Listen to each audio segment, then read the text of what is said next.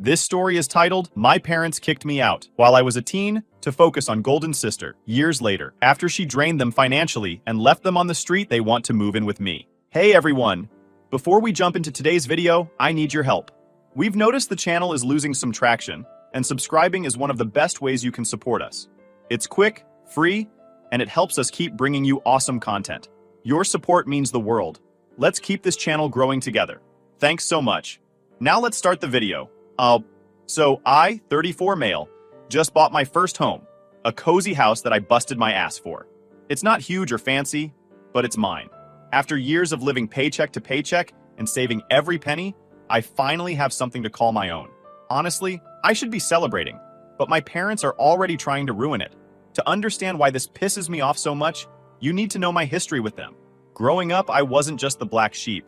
I was the family's personal punching bag, their built-in scapegoat for every problem under the sun. Kelly, my older sister, wasn't just the golden child. She was the crown jewel of the family. She could burn the house down, and my parents would probably hand her a marshmallow and blame me for not stopping her. It started small with stupid things that didn't make sense but still felt unfair. Like when Kelly decided to turn the living room walls into her personal art project with permanent markers. My mom walked in, saw the mess, and immediately turned to me. "What did you do?" Kelly, standing right there with the marker in her hand, chimed in, "It wasn't me. He told me to do it." Guess who got grounded for a month? Yep, me. I didn't even have a chance to defend myself before I was sent to my room. Dinner privileges revoked. Then there was the time Kelly borrowed my dad's credit card in high school and charged over $1,000 buying makeup, clothes, and a concert ticket to see some boy band. When the bill arrived, my dad lost it. He stormed into my room, waving the credit card statement in my face, yelling about how I was reckless and disrespectful. Kelly, of course, acted shocked and horrified. "I would never do something like that," she gasped, hand over her chest like she was on some bad soap opera. It wasn't until my dad got a call from the bank about the purchases being made at a Sephora 2 towns over, while I was sitting in detention at school, that he realized it wasn't me. But even then, instead of grounding Kelly or taking away her privileges, my mom said, "She's just going through a phase. You should have told us she was acting out sooner. Maybe then this wouldn't have happened." What? Like it was my job to babysit her and take the fall for her crimes? By the time I was 16, I knew better than to expect fairness. But the incident that broke me still came out of nowhere. My dad's car, a brand new luxury sedan, went missing from the driveway. Apparently, Kelly had taken it for a joyride with her friends and smashed it into a guardrail. The cops were involved, and my parents were livid. Of course, Kelly told them I stole the car. She spun this whole story about how I took the keys and went out with some bad kids and left it wrecked on purpose. I tried to tell them the truth, that I hadn't even touched the car, but they didn't believe me. My dad blew up saying I was out of control and an embarrassment to the family. Without even giving me a chance to explain, they decided I was too much to handle and sent me to live with my grandma. And not just for a little while. This wasn't some temporary punishment or a chance to cool off. They permanently abandoned me. My dad literally said, "We can't have you here if you're going to destroy everything we've worked for." Worked for? I wasn't the one who wrecked the car. But Kelly? She got off with a slap on the wrist, and by the time I was gone, my parents had bought her a car of her own. A freaking car! She cried about being traumatized by the accident, and they rewarded her with a brand new vehicle to help her rebuild her confidence. I never went back home after that. Grandma took me in and treated me better in 5 minutes than my parents had in 16 years. She didn't have much. She lived in a small house with creaky floors and old furniture, but she gave me a safe space where I didn't have to constantly watch my back. She believed me when I told her what really happened. She'd shake her head and mutter things like, "I don't know where your parents went wrong," but she never badmouthed them outright. That was just Grandma. Too good for this world. Still, it stung. My own family had thrown me away. They didn't call, didn't visit, didn't even acknowledge my existence. Meanwhile, Kelly kept thriving. She got everything handed to her on a silver platter. My parents paid for her college tuition, even though she barely went to class. When she decided she didn't vibe with her major, they bankrolled a semester off so she could figure things out. She used the time to travel around Europe with her boyfriend, taking Instagram-worthy photos of gelato in Italy and sunsets in Greece, all while I was working 2 part-time jobs to help Grandma with groceries. And then there was the house. My parents bought Kelly a house after she graduated, barely, from college. A whole-ass house. When Grandma told me about it, I thought she was joking, but nope. Kelly had posted a tour of it online, showing off the granite countertops and walk-in closets. My mom even commented on the post saying, "You deserve the best, sweetheart." I sat there staring at my phone, wondering if these were the same people who couldn't even be bothered to ask if I was still alive. The resentment kept building. I wanted to confront them, to scream at them for abandoning me and treating me like garbage. But what would it change? They didn't care. They never had. So I stayed with Grandma, worked hard, and focused on building a life for myself. Over time, I learned to block out the bitterness, at least most of it. Still, it was hard not to compare my life to Kelly's. While she was living rent-free in her parents' purchased house, I was scraping together savings to one day afford a place of my own. While she was jetting off on vacations, I was juggling work and community college, trying to carve out some semblance of a future. But the worst part? They acted like I didn't exist. Birthdays, holidays, milestones, radio silence. One Christmas, I caved and called my mom, hoping for some kind of reconciliation. She picked up but sounded annoyed, like I'd interrupted something important. "Oh, you're still at Grandma's?" she said. "Well, Kelly's hosting Christmas this year, so we're busy. Maybe next time." I didn't cry. I'd run out of tears for them a long time ago. Instead, I doubled down on my goals. I wasn't going to let their rejection define me. I worked harder, saved every penny, and slowly started to build a life I could be proud of. So, fast forward to now, I recently bought my first house, a 3-bedroom home with a decent backyard. It's not about the size or status for me. It's about what it represents: freedom, security, and finally having something that's truly mine. Or more accurately, ours. See, this isn't just my house. My grandma, the one person who's always been in my corner, is on the deed with me. After everything she's done for me, it was a no-brainer. Putting her name on the house wasn't just a gesture. It's a statement. This home belongs to the only real family I've ever had. And, as fate would have it, that decision would turn out to be the best insurance policy I could have asked for. We'd only been living here a few months when Grandma's health started to decline, and that hit me hard. But I wasn't about to let her struggle alone. I hired a private nurse to help take care of her, someone who could be there while I worked. It wasn't easy to juggle, but this was Grandma. She deserved nothing less. While we were settling in, I got a call. I saw Mom pop up on the screen and nearly dropped my phone out of pure shock. My parents hadn't called me in years. The last time I heard from them, I was 25, busting my ass at a warehouse job, and they called to tell me Kelly was hosting Christmas. So I probably wouldn't feel comfortable coming. And now, out of nowhere, my mom decides to play concerned parent? Yeah, I wasn't buying it. Still, I answered. "Hi, sweetheart," she chirped, her tone so sugary I almost gagged. "We heard you got a house. That's such a big step. You must be so proud." "Yeah," I replied cautiously. "What do you want?" The fake cheerfulness vanished like a popped bubble. "Well, your father and I are in a bit of a bind. You know how things have been tough for Kelly lately?" I already knew where this was going, but I let her continue. "And we had to help her out. It's been really hard on us financially, and we're losing the house. We were thinking, since you've got all that space, maybe we could stay with you for a while, just until we get back on our feet." There it was. The audacity, the absolute gall. I almost laughed. After everything they'd done, kicking me out, abandoning me, ignoring me for years, they really thought I'd just open my doors to them? "No," I said flatly. She gasped like I'd slapped her. "But we're family. Were we family when you dumped me on Grandma?" I snapped. "Were we family when you gave Kelly everything and left me to fend for myself? Sorry, but no. I'm not your backup plan." Her tone turned icy. "I can't believe you're being so selfish. We raised you. Grandma raised me," I corrected. "And I'm not giving you a damn thing." I hung up, shaking with anger. But it didn't stop there. Over the next few days, the guilt trip texts started rolling in. My dad sent me a novel-length message about how they'd sacrificed so much for me, and how I was turning my back on my own blood. Kelly even had the audacity to chime in, calling me pathetic for letting our parents suffer. This coming from the woman who caused the entire mess in the first place.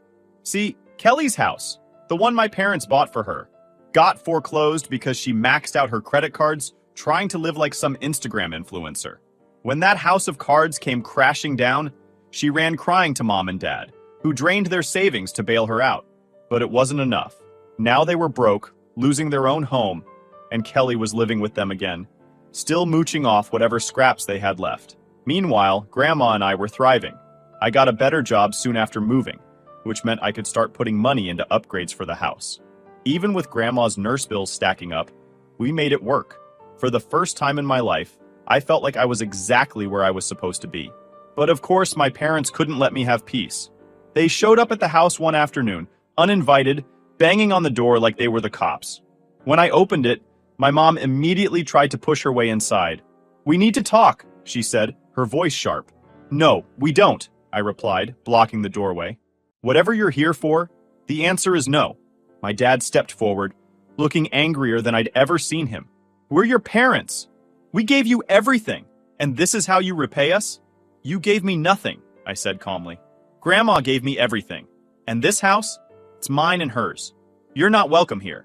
My mom's voice hit a new pitch. "This house wouldn't exist without us. You wouldn't exist without us. You owe us." I laughed bitterly. Grandma finally had enough. She came to the door, frail but firm, her voice calm and unwavering. "This is our house," she said, her eyes narrowing at my parents. "And if you don't leave, I'll call the police." That shut them up real quick. They stormed off, muttering under their breath about how I was ungrateful and selfish. A week later, I heard through mutual acquaintances that my parents were telling everyone I'd stolen the house from them. According to their version of events, they had helped me financially, and I had cut them out once I got the keys, which of course was complete and utter bullshit. Every dime that went into this house was mine, and the deed, with Grandma's name on it, proved it. Kelly was still mooching off them, still causing chaos. Apparently, she'd maxed out another credit card, this one co-signed by my dad, and now they were on the hook for even more debt. Their house officially went into foreclosure, and the three of them were crammed into a tiny rental apartment. Meanwhile, I'm finally building a life that is mine, not because of my parents, but in spite of them. Every time I walk through the front door, I'm reminded of what real family looks like. And that's worth more than anything they could have ever offered. As for my parents and Kelly, well, karma has a way of catching up with people. They're stuck in that tiny rental, drowning in debt and drama, and from what I hear, Kelly's already on her third big idea to get rich quick. They put in greed, selfishness, and lies, and now they're reaping exactly what they sowed. Me? I've got peace, stability, and the kind of life they'll never understand. Funny how life works, isn't it? Update. Hi Reddit, it's been a while. You won't believe what happened since my last post. I thought cutting off my parents and Kelly would be the end of their nonsense, but clearly I underestimated just how far they'd go. Okay, so fast forward a few months, and life was finally settling into a peaceful rhythm. Grandma passed away in her sleep. Losing her left a hole in my heart that I don't think will ever fully heal. But I was determined to honor her by continuing to live the life we built together. I didn't have the luxury of wallowing. She wouldn't have wanted that. And honestly, I owed it to her to keep going. But peace in my life is apparently something my parents and Kelly find intolerable. Less than a week after Grandma's funeral, they started circling like vultures. My mom called, putting on her most syrupy sweet voice, the one she uses when she's about to try and manipulate someone. "We just wanted to check on you," she said, fake concern dripping off every word. "It must be so hard losing Grandma. She was such a special lady." I nearly laughed. The same people who hadn't visited Grandma in years now wanted to act like grieving saints? Spare me. "I'm fine," I said, keeping my voice flat. "What do you want?" "Well," she said, dragging out the word like she was savoring it. "Your father and I have been talking, and we think it's time to come together as a family. You know, Grandma's house could be a fresh start for all of us." There it was, the real reason for the call. I didn't even let her finish her pitch before hanging up. They didn't waste time making their next move. A certified letter showed up a few days later. My parents were suing me. Their claim? Since Grandma's name was on the deed, half the house was part of her estate, and they were entitled to that share as her next of kin. Never mind that I'd paid for the house with my own money. Never mind that I'd put Grandma on the deed as an honor, not because she contributed financially. It didn't matter to them. They saw an opportunity and latched onto it like parasites. I wasn't about to roll over and let them take what was mine. I called Alyssa, my lawyer. She reviewed the letter and explained that while their argument wasn't airtight, it wasn't completely baseless either. Technically, with Grandma's name on the deed, they could argue that her share was part of her estate. It didn't mean they were right, but it did mean we'd have to fight. "They're grasping at straws," Alyssa assured me. "But we'll need to be thorough. This could get messy." The first step in the legal process was discovery, which basically meant both sides had to gather and exchange all the evidence they had. I handed over everything. Bank statements showing I'd made every payment on the house, emails with the real estate agent, even texts with Grandma where we talked about putting her name on the deed as a symbolic gesture. Alyssa said it was airtight. My parents, on the other hand, decided to get creative. Their lawyer, this smug guy with slicked back hair and a bad suit, argued that since Grandma's name was on the deed, it was proof that she had a financial stake in the house. They even dug up old family photos of Grandma sitting on the porch or helping me plant flowers in the yard, claiming it was evidence that she was a co-owner. The audacity didn't stop there. They tried to twist the fact that I'd hired a nurse for Grandma in her final months into an argument that I was managing her share of the property. According to them, my paying for her care wasn't an act of love. It was some kind of financial arrangement. I couldn't believe the lengths they were going to just to paint me as the bad guy. Alyssa wasn't fazed. "Let them dig their hole," she said. "The more ridiculous their claims, the easier it'll be to dismantle them in court." While the legal process crawled forward, my parents and Kelly launched a full-on smear campaign against me. Kelly, true to form, took to social media with her crocodile tears. She posted some long, dramatic rant about how I was stealing the family home and leaving my poor, helpless parents homeless. The comments were filled with sympathy from people who had no idea what the real story was. Stuff like, "How could he do this to his own family?" and "Blood is thicker than water." It would have been laughable if it wasn't so infuriating. These were the same people who had kicked me out as a teenager, who hadn't even visited Grandma while she was sick, and now they wanted to play the victims. The hypocrisy was almost impressive. What really got me was the way they dragged Grandma into it. My parents started telling anyone who would listen that I'd manipulated her into signing over the house. They painted me as some kind of greedy, conniving grandson who'd taken advantage of a frail old woman. It was disgusting. I didn't engage, though. I knew getting into a public back and forth would just add fuel to their fire. Instead, I focused on gathering more evidence to prove my case. Before we could head to court, the judge ordered us into mediation. Apparently, it's standard procedure to try and resolve disputes outside of court. I wasn't optimistic, but Alyssa said it was worth going through the motions. The mediator was this exhausted-looking woman who clearly dealt with family drama for a living. She started by asking if there was any way we could come to an agreement. My mom immediately launched into her pity act, talking about how they were struggling and how it was only fair that they get half the house. Fair would have been treating me like a human being when I was a kid. Fair would have been not abandoning me when I needed you the most. You don't deserve a dime. My dad tried to step in, puffing himself up like he was going to intimidate me. "We're your parents," he said, his voice low and threatening. "We gave you life. You owe us." "I owe you nothing," I snapped. "You made your choices. Now live with them." The mediator tried to smooth things over, suggesting a compromise where I'd buy out their share of the house. I laughed out loud. "Not happening," I said. "I'm not paying them for something they never earned." After hours of going in circles, it was clear mediation wasn't going to work. The case was heading to trial, and I was ready for whatever they threw at me. The day of the trial finally arrived, and I was ready to put an end to this circus. My parents and Kelly showed up looking like they were auditioning for a daytime courtroom drama. They thought they had this in the bag. Meanwhile, I walked in with Alyssa, my lawyer, who looked calm and confident as ever. If there's one thing I learned from this whole mess, it's that having someone competent in your corner makes all the difference. Alyssa had been working tirelessly to build our case, and I trusted her completely. The courtroom was packed with people who'd heard about the case, thanks to Kelly's social media antics. I recognized a few faces: old neighbors, distant relatives, even a couple of my coworkers. It was surreal seeing my life put on display like this, but I kept my focus on the one thing that mattered: proving the truth. Their lawyer started with a dramatic opening statement. He painted my parents as devoted family members who had been wronged by a greedy son. He leaned heavily on the fact that Grandma's name was on the deed, claiming it was irrefutable proof that she co-owned the house. I rolled my eyes so hard I thought they might get stuck. This guy was laying it on thick, and I could tell the judge wasn't impressed. She sat there with a no-nonsense expression, her pen tapping against the desk, as if she couldn't wait for him to wrap it up. The bulk of the trial was spent going through evidence. Alyssa presented everything we had: the bank statements showing every mortgage payment came from my account, the email chain with the real estate agent confirming the purchase details, and even Grandma's will, which didn't mention the house at all, because she knew it wasn't hers to leave. Their lawyer tried to poke holes in the evidence, but it was like watching someone throw pebbles at a brick wall. He kept coming back to the same argument: the name on the deed proves co-ownership. Alyssa was ready for this. She brought in a real estate expert to testify that a name on a deed doesn't necessarily indicate financial contribution or ownership. It can be symbolic.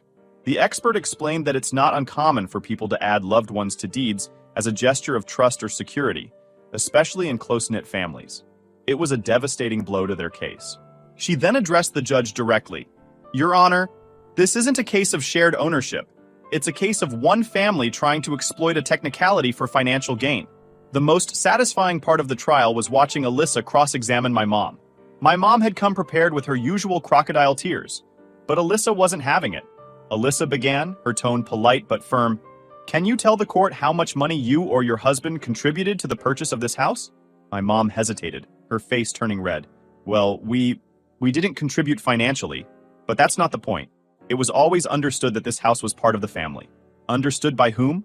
Alyssa pressed. "Because we've seen no evidence to suggest that my client ever agreed to this arrangement." My mom stammered, trying to pivot. "We're his parents. We raised him. Isn't that enough?"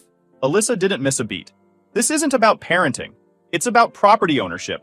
If you didn't contribute financially, and there's no written agreement supporting your claim, how do you justify your demand for half of this house?" My mom had no answer. She looked like she wanted to crawl under the table. After several days of testimony and evidence, it was finally time for the judge to make her ruling. She started by acknowledging the emotional nature of the case, but emphasized that her decision would be based on facts, not feelings. "The evidence is clear," she said. "While the name on the deed might suggest co-ownership at a glance, the financial records tell a different story. The plaintiff paid for this property in its entirety. The inclusion of his grandmother's name on the deed was a symbolic gesture, not a financial agreement. As such, the defendants have no legal claim to this house." Hearing those words felt like a weight had been lifted off my chest. So glad it's over now. The house is mine. Officially, undeniably, mine. After the ruling, my parents tried to guilt-trip me one last time. My mom cornered me in the parking lot, tears streaming down her face. "How could you do this to us?" she sobbed. "We're your parents. We're struggling." "You've been struggling for years," I said coldly. "And it's not my problem. You made your bed, now lie in it." She didn't have a response to that. Since then, I've gone completely no contact. They've tried reaching out through mutual acquaintances, but I shut it down every time. And from what I hear, my parents are stuck in their tiny rental, still blaming everyone but themselves for their problems.